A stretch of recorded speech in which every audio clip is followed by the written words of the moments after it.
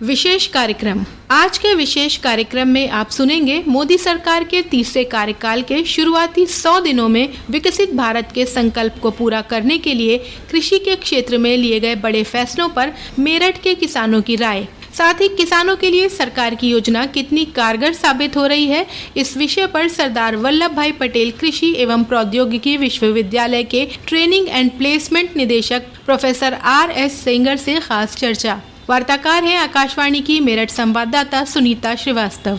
प्रधानमंत्री नरेंद्र मोदी ने 9 जून 2024 को तीसरी बार प्रधानमंत्री के रूप में शपथ लेने के साथ ही अपने तीसरे कार्यकाल का एजेंडा तय कर लिया था। मंत्रालयों को सरकार के शुरुआती 100 दिन के लिए इन एजेंडों पर काम करने के निर्देश दिए गए थे। अपने 100 दिन के कामकाज में सरकार ने साफ संदेश दिया कि उनकी प्राथमिकताओं में किसान सबसे ऊपर है। इसका संकेत इससे मिलता है कि तीसरे कार्यकाल के पहले निर्णय में पीएम किसान निधि की 17वीं किस्त के तहत 9.3 करोड़ किसानों को 20,000 करोड़ रुपए वितरित किए गए। MSP में वृद्धि, डिजिटल कृषि मिशन सहित कई फैसले किए गए, जिन्होंने किसानों को न केवल आर्थिक तौर पर बड़ा सहयोग दिया बल्कि उन्नत खेती की राह भी बनाई। फसलों की सही कीमत मिलने से जहां किसान प्रोत्साहित हुए हैं, वहीं उत्पादन बढ़ने से खाद्यान्न को लेकर देश की आत्मनिर्भरता भी बढ़ी है।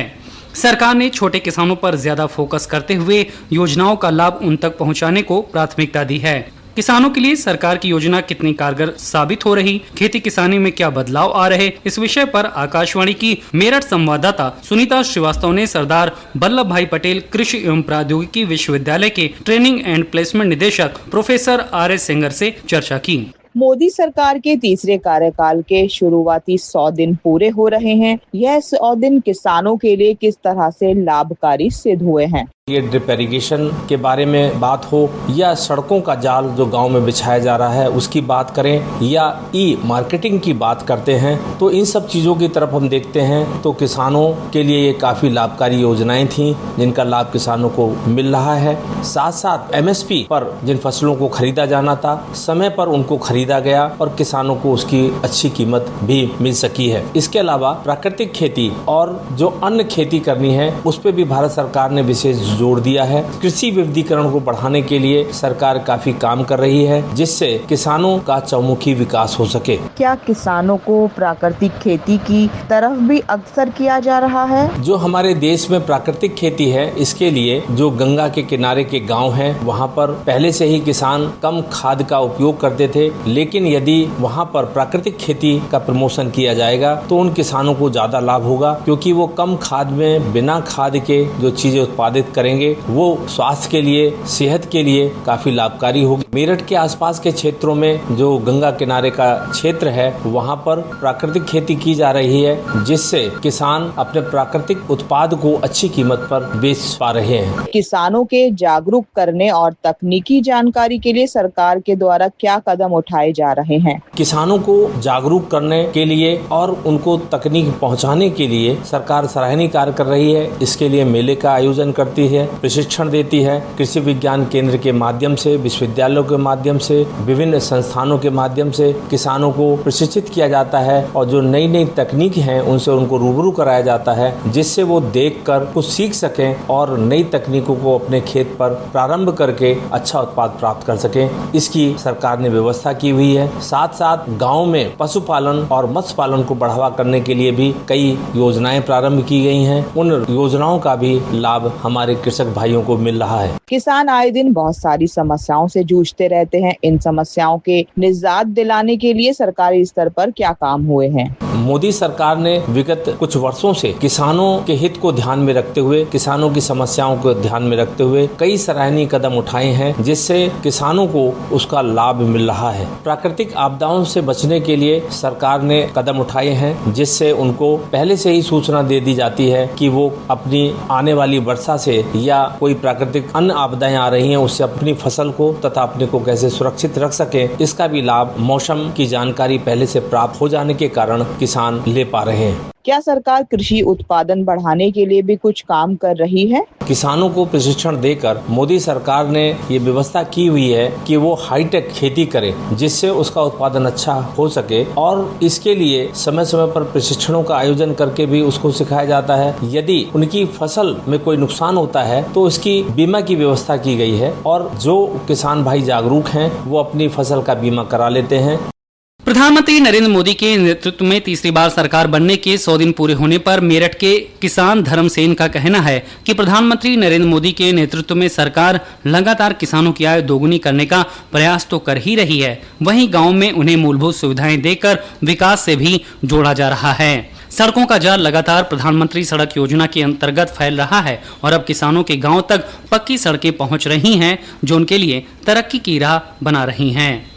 मेरा नाम धर्मसेन है, गांव पवरसा है और गन्ने की खेती करते हैं। और मोदी की सरकार में हमें रास्ते की सुविधा हुई है बहुत बढ़िया। पहले कि हम कच्चे रास्ते में जाए थे, हमारी गाड़ी रुके थी, अब पक्के में जाती है, अब सीधे हम भागे चले जाते हैं अपनी गाड़ी को लेकर। अच्छे काम करें और भी अच्छे जो कि अब तक अच्छे ही करते आ रहे हुए मोदी जी हमारे लिए किसी भी तरह की हमें कोई परेशानी नहीं, सड़कों की या रास्तों की या गाँव में भी सुविधा कर रहे हैं। फसलें अच्छी हो रही, दाम सही मिल रहे जी। किसान सम्मान निधि, खाद, बीज अब किसानों को समय पर उपलब्ध कराए जा रहे हैं। प्राकृतिक आपदा से किसानों की फसल नष्ट हो जाती है तो सरकार द्वारा फसलों का उचित मुआवजा भी किसानों को दिया जा रहा है। किसान सम्मान निधि ने किसानों को कई मामलों में सबल किया है, जिससे वो खेती से जुड़ी अपनी जरूरतों को पूरा करने के लिए कर्ज के कुचक्र से बच रहे हैं। पश्चिमी यूपी के मेरठ के किसान शिवांकेश ने बताया कि सरकार की योजनाओं से वो काफी खुश हैं और मान रहे हैं कि सरकार के कामकाज ने उनके लिए परिवर्तनकारी प्रयास किए हैं। मेरा नाम शिवांकुश, विलेज बातनौर, डिस्ट्रिक्ट मेरठ, यूपी। किसानों के लिए काफी अच्छा काम किया जा रहा है, जो कि सम्मानित निधि भी मिल रही है इनको और यूरिया वगैरह जो पहले किल्लत थी वो सब खत्म हो चुकी है, आधार कार्ड के बेस पे मिल रहा है और सिलेंडर वगैरह जो भी थे, मतलब काफी अच्छी फैसिलिटी हो रही है। अभी अगर हम मोदी सरकार के तीसरे कार्यकाल के 100 दिनों के काम पर नजर डालें तो इसमें किसानों के लिए सबसे जरूरी फैसला रहा MSP का, जिसमें सभी फसलों पर 100 से लेकर 550 रुपए तक की बढ़ोतरी की गई थी। इसके अतिरिक्त आज देश में लगभग 11 करोड़ किसानों को PM किसान सम्मान निधि योजना का लाभ दिया जा रहा है। अन्य योजनाओं में प्रधानमंत्री फसल बीमा योजना हो या किसान क्रेडिट कार्ड योजना या फिर कृषि अवसंरचना कोष योजना दिखाती है कि सरकार कृषि क्षेत्र में विकास को लेकर कितनी संजीदा है। 2 सितंबर को केंद्रीय मंत्रिमंडल ने कृषि क्षेत्र में 14,000 करोड़ रुपए की 7 बड़ी योजनाओं को मंजूरी दी थी। डिजिटल कृषि मिशन के लिए 2,817 करोड़ रुपए, फसल विज्ञान पर 3,979 करोड़ रुपए, कृषि शिक्षा और प्रबंधन को बेहतर करने के लिए 2,291 करोड़ रुपए मंजूर किए गए थे। इसके अलावा प्रधानमंत्री किसान मानधन योजना भी किसानों को बड़े पैमाने पर लाभान्वित कर रही है। इस योजना में 23 लाख से अधिक छोटे और सीमांत किसान बीते 5 वर्षों में जुड़ चुके हैं। ठीक 5 साल पहले 12 सितंबर 2019 को शुरू PM KMY किसानों को वृद्धावस्था में 3,000 रुपए की न्यूनतम मासिक पेंशन सुनिश्चित करती है। कृषि क्षेत्र को डिजिटल बनाने की दिशा में भी बड़ा कदम उठाते हुए सरकार अक्टूबर के पहले हफ्ते में देश भर के किसानों का रजिस्ट्रेशन शुरू करने वाली है। किसानों को आधार कार्ड की ही तरह एक विशेष पहचान पत्र दिया जाएगा, जिसकी मदद से किसान न्यूनतम समर्थन मूल्य से लेकर किसान क्रेडिट कार्ड कार्यक्रम समेत और भी कई कृषि योजनाओं तक बिना किसी परेशानी के पहुंच सकते हैं, जबकि अभी उन्हें क्लेम के वक्त हर बार सत्यापन करवाना पड़ता है। कार्ड होने से सरकार को भी योजनाएं बनाने, उनके क्रियान्वयन और विस्तार में मदद मिलेगी। सरकार का लक्ष्य अगले साल मार्च तक 5 करोड़ किसानों का रजिस्ट्रेशन करना है। सरकार केवल खेती पर ही नहीं बल्कि कृषि से जुड़े दूसरे क्षेत्रों में भी बराबर सक्रियता दिखा रही है, जिसका सबसे बड़ा उदाहरण है बागवानी क्षेत्र, जिसके विकास के लिए 860 करोड़ रुपए की योजना मंजूर की गई है।